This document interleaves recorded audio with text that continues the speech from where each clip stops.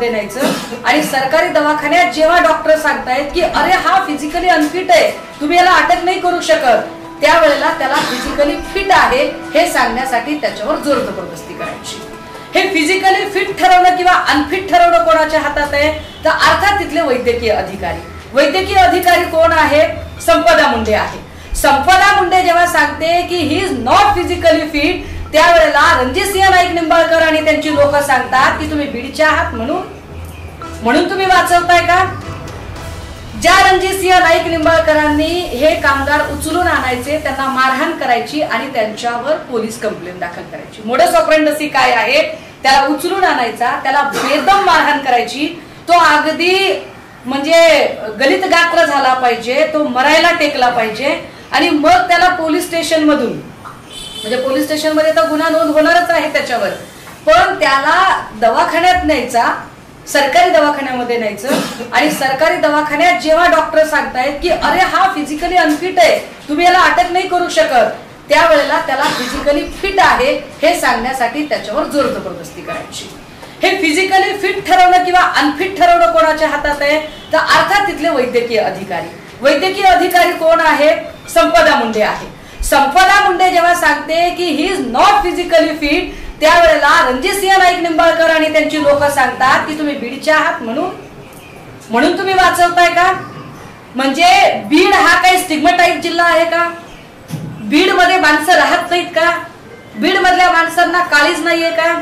आणि जर बीड मधला माणसांना काळीज नसेल आणि बीड स्टिग्मॅटाइज असेल, बीडला जर तुम्ही डाग लावणार असाल आणि बीडचं पोलीस स्टेशन राजकीय लोक हाताळत आहेत असं सांगत असाल, तर फलटण मधलं पोलीस स्टेशन कोण हाताळतं? फलटण मधल्या पोलीस स्टेशनला सतत गैरवापर करून कोण चुकीचे गुन्हे टाकतं?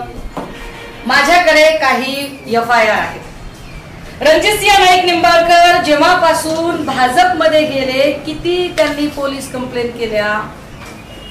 आपल्याला आश्चर्य वाटेल, 2022 पासून किती पोलीस कंप्लेंट कराव्यात? पोलिसांना हाताशी धरून रणजितसिंह नाईक निंबाळकर यांनी पोलिसांना हाताशी धरून किती पोलीस कंप्लेंट कराव्यात? 1, 2, 3, 5, 10, 25, 50, 75, 100, 125, 277 पोलीस कंप्लेंट केल्या।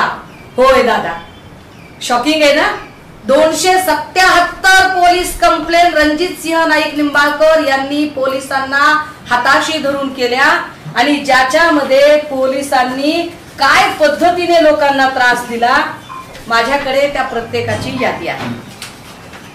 माझ्याकडे याच्यातला ताई हे जरा कागदपत्र सॉर्ट करा। मी आपल्याला एक एक करून ज्याला ज्याला ह्या FIR पाहिजे त्या सगळ्या FIR गोळा करण्यात माझा खरा तर वेळ गेला, मला झेरॉक्स काढण्यात वेळ गेला।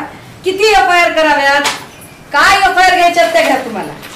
ह्या सगळ्या FIR रणजितसिंह नाईक निंबाळकरांकडून झाल्यात। सगळीकडे फिर्यादी, उपलवेचा साखर कारखाना आहे, ह्या सगळ्या FIR आहेत।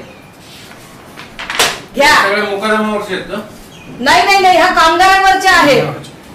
बीडच्या लोकांना काय त्रास होतो, बीडच्या लोकांना काय पद्धतीने परेशान केलं जातं, फक्त माणूस बीडचा आहे म्हणून, ती डॉक्टरीन बीडची आहे म्हणून तिचा जीव घेतला तुम्ही।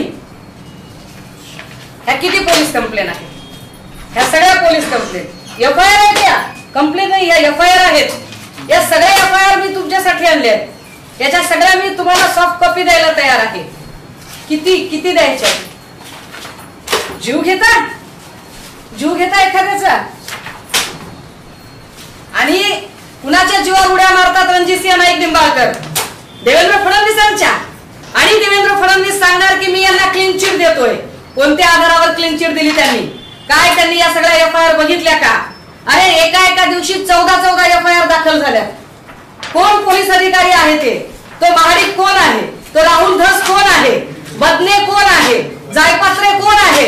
हे सगळे पोलीस अधिकारी। तुम्ही म्हणता ना की बीड मधले पोलीस अधिकारी एकाच ठिकाणी ठेवले जातात।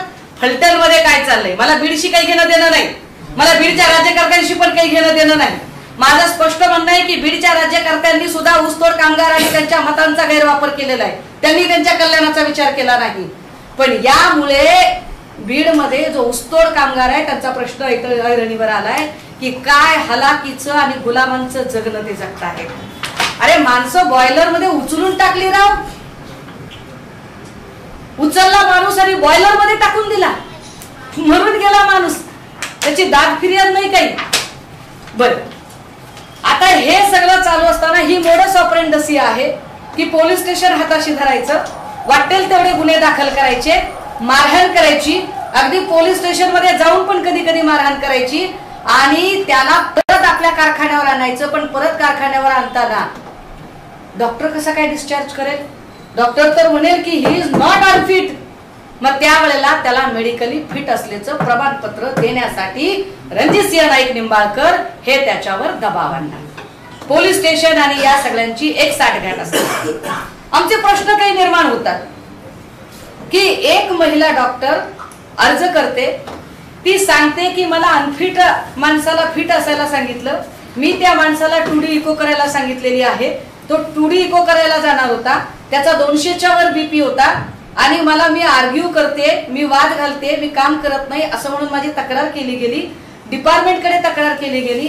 मी डिपार्टमेंटला विचारलं की अरे माझ्याबद्दल काय नेमकी तक्रार आहे, तुम्ही काय कारवाई केली ती मला सांगा.